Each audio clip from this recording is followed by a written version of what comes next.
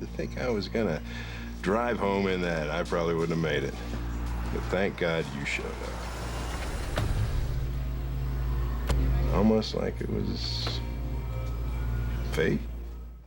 Hey guys, Pete here. This will be my breakdown for Dexter New Blood Episode 7. The new season is in that constant stage of build-up that we got so used to in the early seasons of Dexter, and I think they're doing a good job of incrementally revealing details that tell us where the story is going. Skin of Her Teeth delivered some big answers, brought back a character we've all been waiting to see, and here we are again thinking, how is Dexter Morgan going to get out of this situation? I'm going to recap everything that happened right after this quick spoiler warning. If you haven't watched episode 7 of Dexter New Blood yet, then this video won't be for you. And with that out of the way, let's get into it.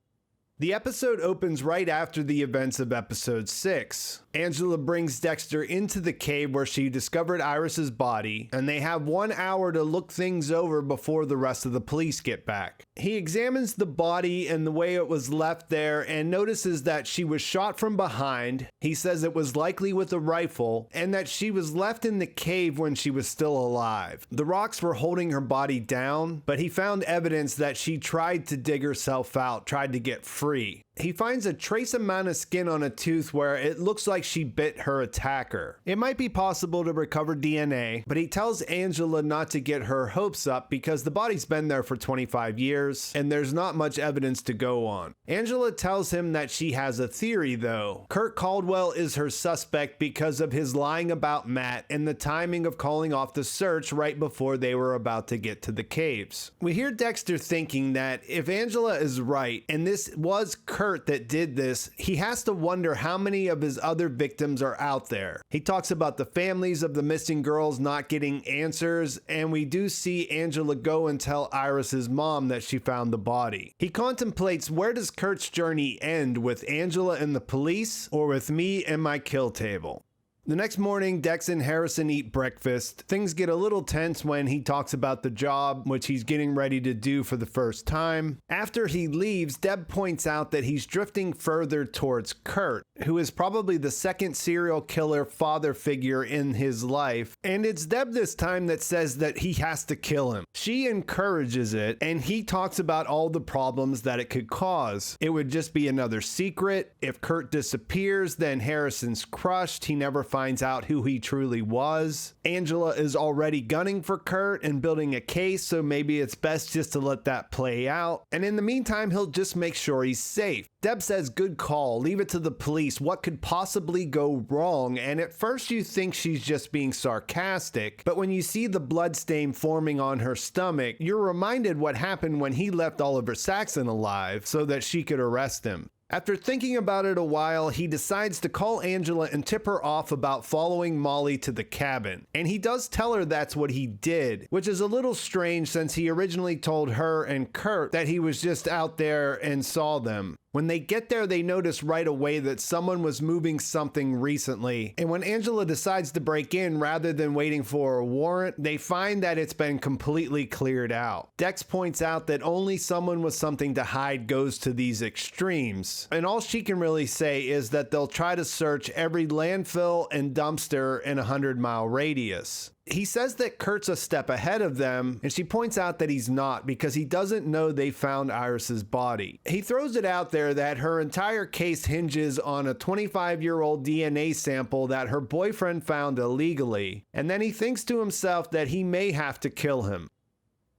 At the school, Harrison talks to Audrey. He wants to hang out after their night together, but she's put off by him breaking the kid's arm in the wrestling match. It seems like she wants to talk about it and try to understand what he's going through, but he just gets uncomfortable when she brings it up and leaves. There's a funny sequence with Harrison getting ready for his first day of work washing the trucks. It looks almost exactly the same as Dexter getting ready in his kill room. In an attempt to watch over Harrison while the police are building their case, Dexter shows up at the truck stop. Harrison is mildly annoyed by this since he told him not to take the job, and after he leaves, Kurt comes up to give him a piece of pie on the house and sits down to have a conversation. It's an intense one where both of their sons come up, and he mentions how it was snowing the night Dexter took him home from the tavern. And he brings up the idea that it was almost like fate, which sounds kind of strange, but before he can finish what he's getting at, Angela and Logan show up. She gives Dexter a quick look, sort of wondering why he's there, and then tells Kurt that he's under arrest for Iris. He acts like he has no idea who or what she's talking about, and they take him to the station where they book him.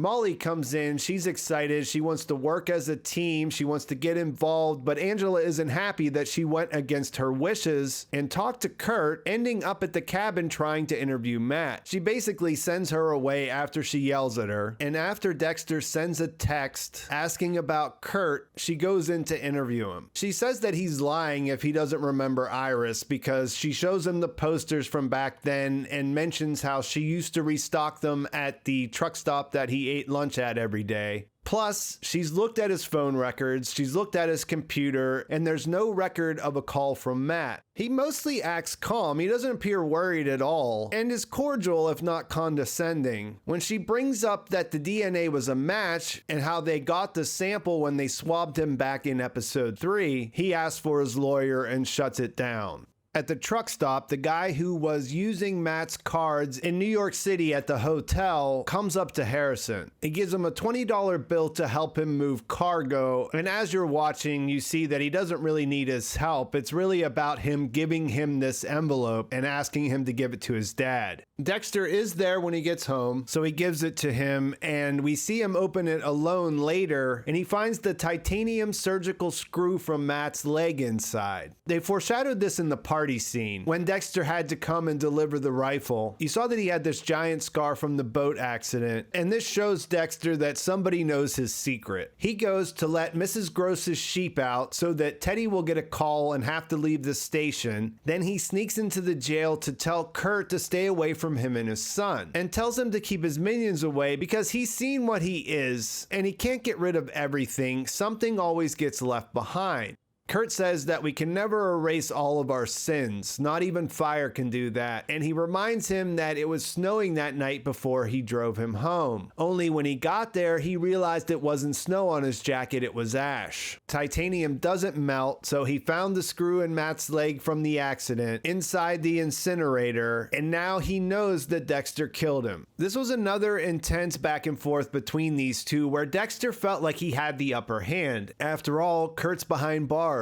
But you saw that he was confident anyways, and we'll see a little bit later that when he tells them that he wants to make a statement, he's put together a plan to get himself out. He starts out by telling Angela about his messed up childhood and how bad of a person his dad was, and the way he describes him, he was definitely pretty bad. He explains that he used to pick up working girls at truck stops and beat them up because he was upset that his mother had left him. We see some flashbacks where he's a young kid listening to the song Runaway on his record player while this is happening, and that gives us some insight into his ritual. He then tells her that he saw his dad pick up Iris on the night she went missing, but as he's telling her that, we see that it was actually him, just in case we weren't sure if he was telling the truth. He knows that blaming it on his dad will weaken the DNA evidence since they are family. And we see that Iris wanted to leave town and that she was angry at Angela for backing out of their plan. Kurt seems to try to talk her out of it, and when he mentions that he wants to take her home, she ends up biting him and jumping out of the truck. He pulls out his rifle with the scope and shoots her as she runs away. We can put the rest together that he must have taken her body to the caves. She was still alive, but he buried her with the rocks and left her there. As he's talking, the DA comes in and interrupts the interview. We find out that the DNA results were only a 67% match, and that means that they don't have a case that they can be sure to win. There's plenty of opportunity for a good attorney to raise reasonable doubt with a jury. That means that they have to release him. Angela is gutted, and he seems pretty satisfied that he's going to get away with it, like this is the end. After taking Harrison to work, Dexter sneaks into Kurt's office and doesn't find much beyond a check made out to Elric Kane for $5,000. It's dated December 23rd, and it's in an envelope that's the same as the one he got the surgical screw in. According to IMDb, the character that gave that to Harrison is Elric. There was also a shot where he straightened a plaque that was hanging on the wall, which seems like it might be important later. On his way out, he hears that Kurt has been released and he thinks to himself, yep, I'm gonna have to kill him. At the tavern, Molly comes to talk to Angela, and she says in her job you learn to live with unsatisfying endings. Angela explains that she was supposed to go with Iris and that she blames herself, thinking that if she'd gone with her then she'd be safe. She thought that finding her would make up for it all, but she doesn't feel better. Molly tells her that she got some really creepy vibes from Kurt, so she understands why she went after him. It was the kind of thing that she tells her listeners to run away from. She didn't have to do that though, because Dexter showed up just in time, which in retrospect is also pretty weird. His excuse about checking on the cabin was weak. Angela explains that he followed her there, that he had overheard her talking to Kurt about Matt, which again doesn't make sense because he was sitting far away at the table. She does remember him plugging in his phone though, and they realize that he might have recorded them, but that is also weird. As is Dexter sitting with Kurt eating pie after he found out he was Angela's prime suspect. First Kurt was creepy and now Jim.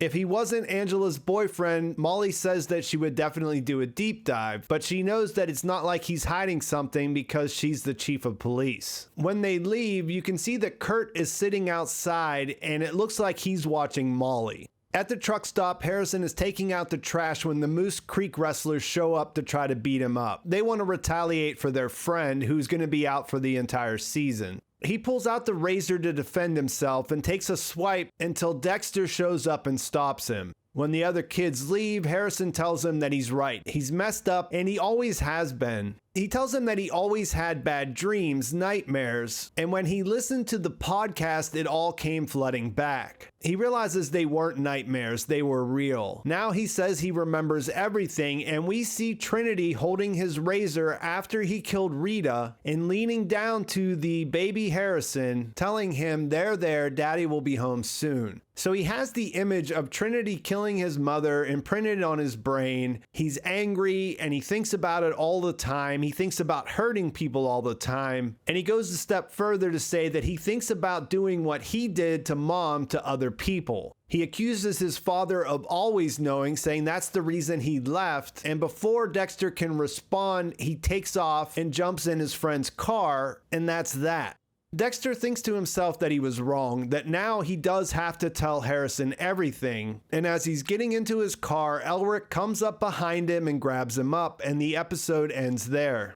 So another solid episode in a string of them. A lot of revelations and then a lot of setup for what's going to happen in the final few. The Trinity appearance was worth the wait. They're really playing with that tension of Dexter just needing to tell him the truth and something always getting in the way of that happening. Dexter is very close to getting his son killed right now. By killing Matt and making the mistake with the surgical screw, he can't really feel like Harrison is safe with Kurt around. It's not exactly clear when Kurt put it together, but when he came over and gave him the drone, he was feeling Dexter out. So if he didn't know before that, he had to start putting it together there. He is certainly coming for him or Harrison or both now, and he may go after Angela if she gives him problems, considering the interactions they had when they were releasing him. Like I said at the beginning, I think they're doing a really classic job of ratcheting up the tension as we near the end of the season. Each episode sort of feels like it's the best one yet, and then the next one builds on it. I expected that Kurt wouldn't stay in jail, but I wasn't sure that he would be there for Iris's murder either. And he's sort of gonna have to get caught for something new if Dexter isn't able to take him out.